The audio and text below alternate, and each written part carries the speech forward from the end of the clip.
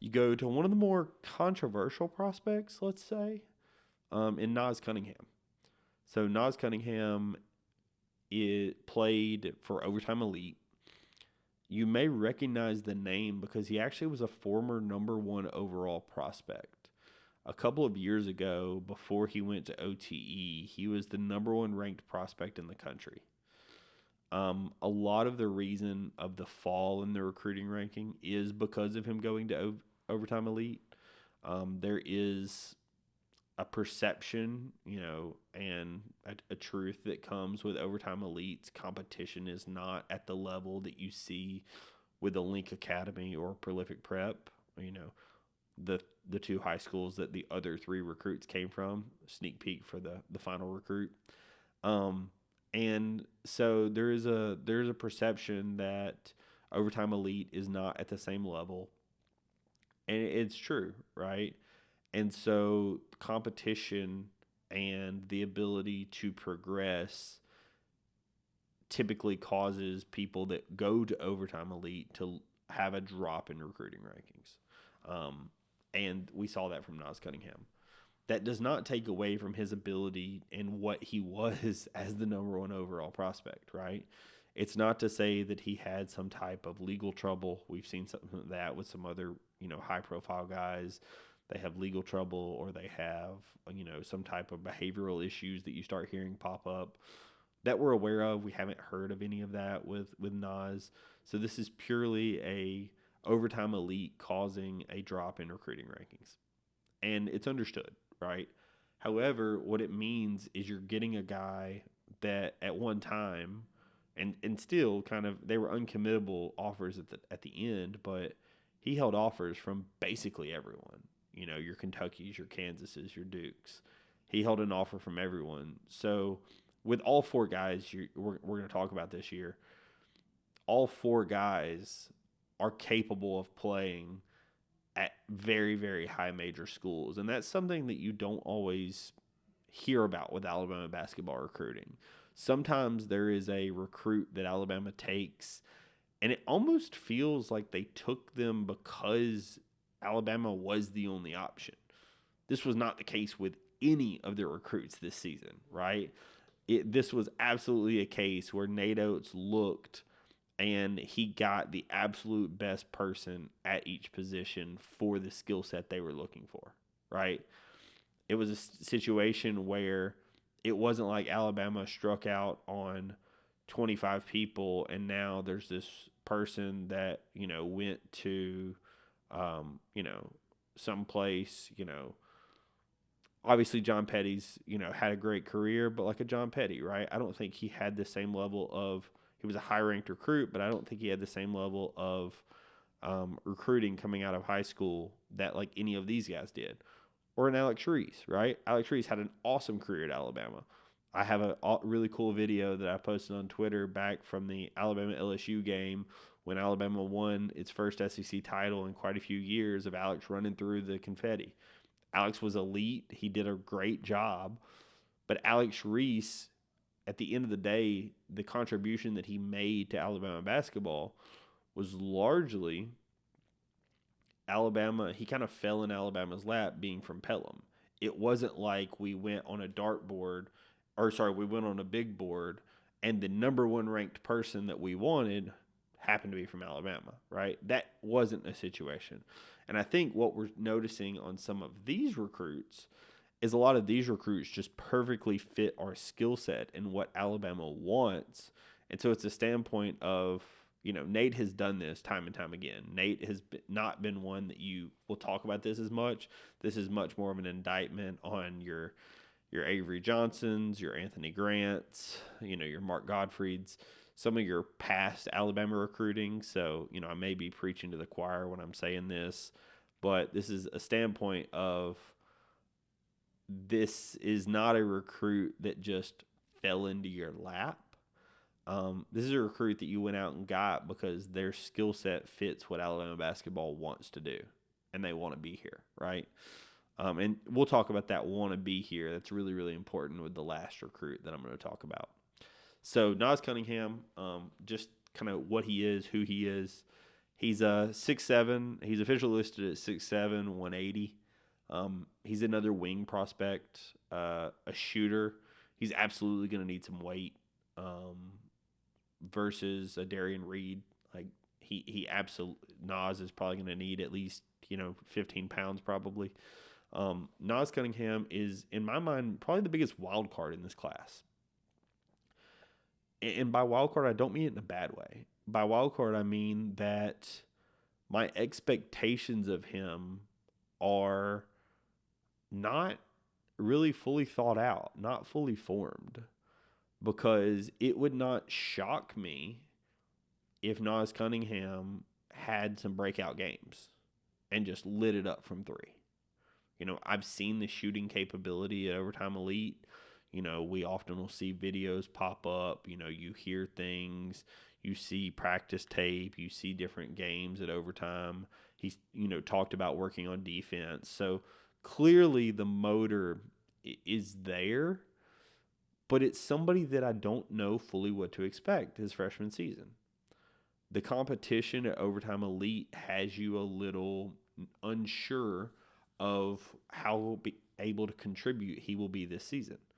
It's also a standpoint of, on a list of, if you were to list out Alabama's roster 1 through 13, and I'm going to include Jaron and Mark for the sake of this discussion, somebody has to be numbers 11, 12, and 13. Even if they're really, really good and could start somewhere, somebody still has to be number 11, 12, and 13. And currently, 11, 12, and 13, by my estimation, are some combination, and I don't know the order, of Diabate, Cunningham, and Philon, the last recruit we'll talk about here in a minute. And when you're discussing a former number 1 overall recruit that, again, played at a place like Overtime Elite, so even though the competition isn't as good as a Prolific Prep or a Link Academy, it's still better than your average high school, right? It's still going to be better than your average high school. It's a standpoint of, these guys are really good. The roster is absolutely stacked. So from a playing time perspective, his is the one that is probably the most difficult for me to guess. My gut instinct says he's going to play somewhere between 6 and 12 minutes a game, average for the season. That's what my gut instinct says. I could fully see where there are games that he doesn't play at all. I could fully see games where he plays a ton. I would almost think, in a sense, of the way that Davin Cosby was used last season prior to his injury, where there were games that he absolutely was called on and was absolutely needed, and there were games that he wasn't used at all. That's kind of what I suspect out of Nas Cunningham, but I could be absolutely wrong. All I know is he has the capability of being a defender. He wasn't shown to be an elite defender at Overtime Elite, but you can tell the desire is there, the size is there, and I think that playing as a team and as a part of the defense, he absolutely will have the ability. He has the athleticism, and if nothing else, something that we've noticed, if you're a really good athlete in Oates' system, it often can help sometimes mask a little bit of the ineptitude of your true ability on defense, right? So I would suspect he's going to be a decent defender. And at the end of the day, if you can be a pretty good defender and knock down open shots, that's really all Nate wants. Be a defender and knock down shots. That's the way to play in a Nate Oates system. And I think that Cunningham has that ability. So simply put, I think he'll be okay. And then the last guy. The last guy is somebody that we have heard rumored quite often. And it's a name that is well known around the state of Alabama, Labaron Philon. So Labaron Philon was AAU coached by the same guy that coached Mark Sears. A lot of Bama fans know him, Scott Whittle. and he was originally committed to Auburn back, about a year ago. And then he decommitted from Auburn after Wes Flanagan left, and committed to Kansas. And if you were in the know at all, or had any sources close to the university or close to this recruiting situation, there were reports that Philon wanted to be at Bama. He wanted to be at Bama. Depending upon who you speak to, he wanted to be at Bama before he even committed to Auburn.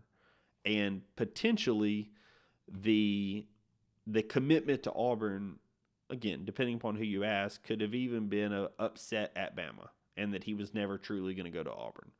That may just be Bama fans talking. That may be people that don't fully know.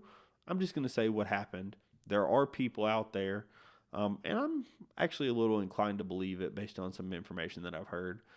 But either way, there's some information to suggest that Philon wanted to be at Bama from the word go. But at the time, Alabama was pursuing some other recruits and was trying to figure out how the roster was going to be constructed for this season. So Philon stayed committed to Kansas.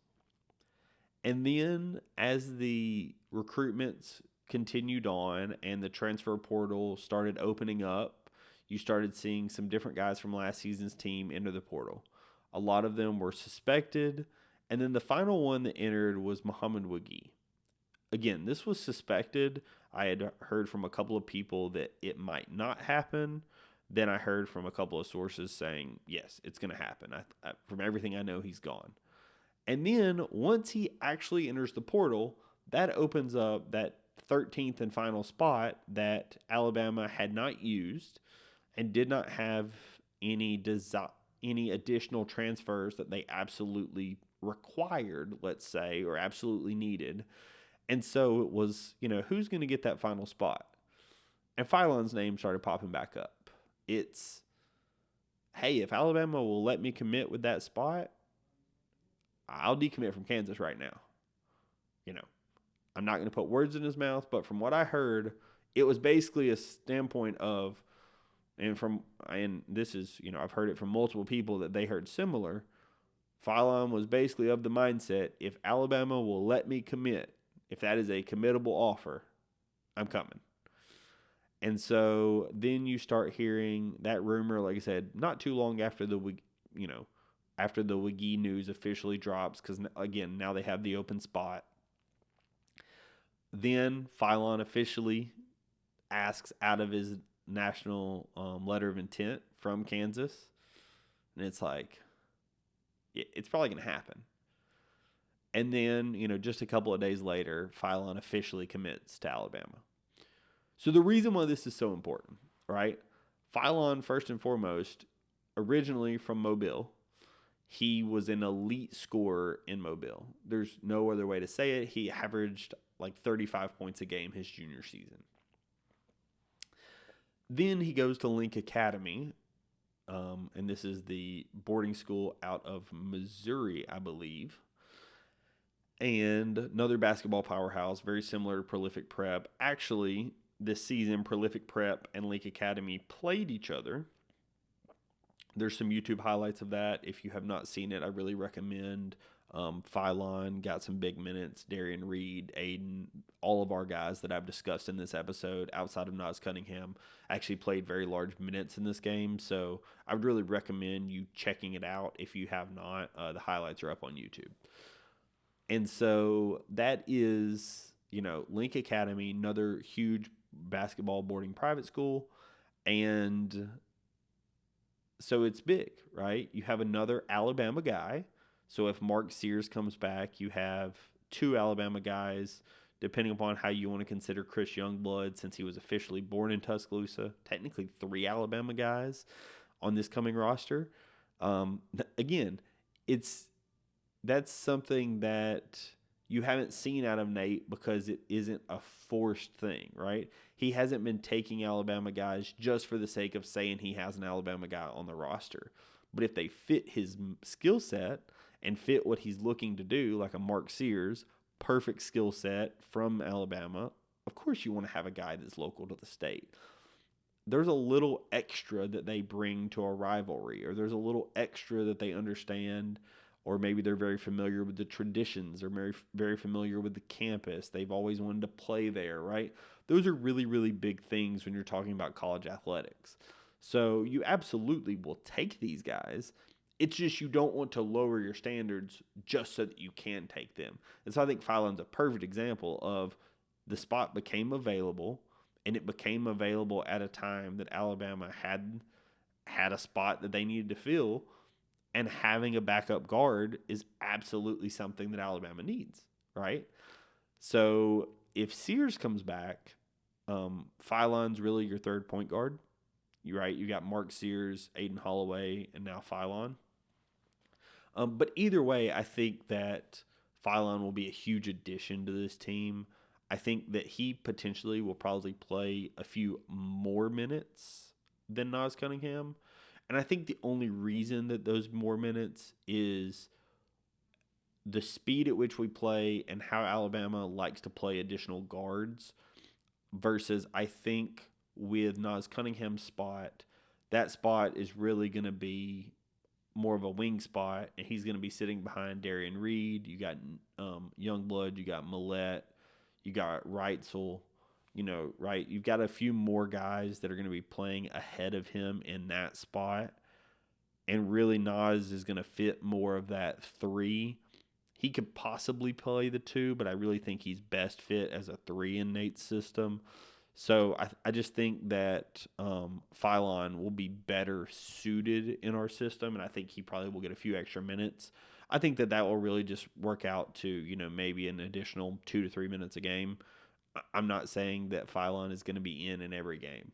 I think very similar to what I said about Cunningham, there is a very, very good chance that we see Philon or Cunningham playing, right? They're going to play in some of the early season games, especially some of your lower level games, or games that Alabama gets up, or especially just in the non-conference in general. They will be playing. And they'll probably play in some of the early conference games.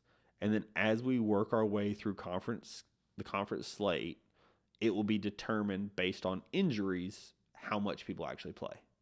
Injuries and the performance on the court. So it would not shock me at all if both of these guys played a decent bit early and maybe not as much late, right? Unless the certain game brought its need, right? And again, I'm going to bring up a Cosby.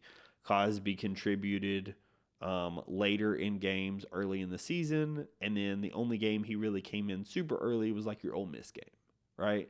Cosby comes in, hits some threes, so he absolutely contributed in an SEC game and was important, but was not the same contributor later in the season at all compared to what he was early in the season. Even though he was obviously in later on in games when they were a little bit more out of reach, he still got substantially more minutes early season compared to late. I think both of these guys are a perfect example of that. Neither Philon nor Cunningham do I expect to be one and done. I think these are at least 2 to 3 year guys. Obviously, in today's climate, with the way college basketball is, I think that these are guys that you hope stay around, because I hope that they fully understand the role that they're going to be playing in this team and are not expecting themselves to be the number one option. I think that they're smart enough to know that. But that is the big thing, is these are the kind of guys that are really, really good at bolstering your bench and allowing you to go into the next season with guys that know the system, that know what is expected, possibly have had some big wins under their belt, right? They've been through the tournament. They've maybe won the SEC regular season. They know what it takes to be able to win those games, because that's really what helps bolster the next teams, right? When you can bring back guys that understand what it takes to truly win, it allows the next team to be that much better, right? So Nas Cunningham and Philon, I think, will contribute this season. I'm not expecting them to be the main contributors on the team, but I think they will contribute. But I think the part that I'm most looking for out of Nas and Philon is just some of the glimmers of what to look forward to, because I think where you're really going to see Cunningham and Philon shine is not going to be in the 24-25 season. It's going to be in the 25-26 season. And so I think that's really what you have to look forward to when you're talking about these guys. Again, I think they will contribute this season. I think they are both very good players. We'll go through the rankings real quick. So Philon is nationally 34th in the country, as low as 30th, as high as 37th. And as I mentioned with Cunningham, his industry composite is a 47. He's as low as 39 via 24/7, and actually as high as 62 on ESPN. So Cunningham is a guy that a lot of people are very unsure of, right? At his position, he's somewhere between 12th and 21st, right? So it's a situation where Cunningham is one that even the experts are a little unsure of what to expect out of him, and so I think that it's more of a wait and see, watch and see, because I think that he has some good things ahead of him, and we're just going to have to watch the games. So that is what I wanted to mention about